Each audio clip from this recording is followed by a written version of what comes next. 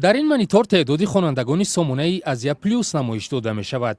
نشانده در اطراف 100 نفر چرخ می زند. خبرگزاری آزیا پلوس بعد از بسته شدن سامانه‌اش news.tg در کنار فعال ساختن سامانه اضافی خود همزمان در شبکه‌های اجتماعی اخبار خود را پهن کرده تلاش دارد تعداد قبلی خوانندگان خود را دوباره به دست آورد. حجم аудиторияи мо дар давоми 2 рӯзи охир камтар шудааст, аммо ин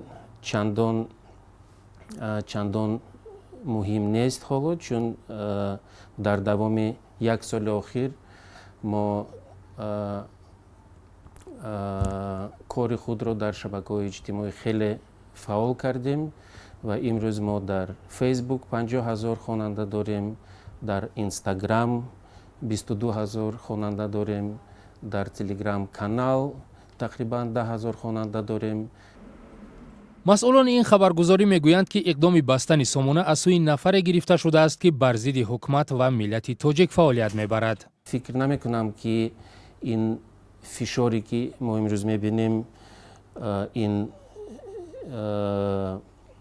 سیاستی یا کاری حکومت، کاری دولت است. فکر میکنم این کاری کدام یک نفرانی هست که چندان عاقلانه نیست و این فکر میکنم که این نفرها بر ضد منفعت‌های ملت، بر ضد منفعت‌های خلق و بر ضد منفعت‌های حکومت کار میکنند.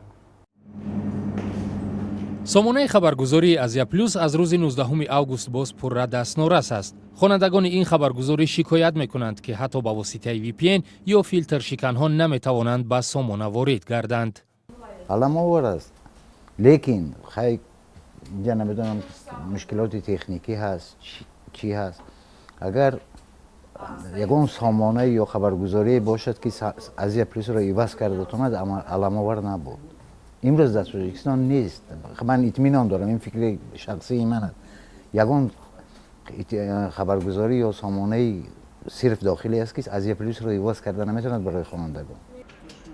رهبر گروه رسانه‌های آزیا پلوس در صحبت با رادیوی آزادی اظهار داشت که تا حال مقامات برای آنها پاسخ دقیق نداده است که به چه دلیل دسترسی به سامانه آنها مسدود شده است.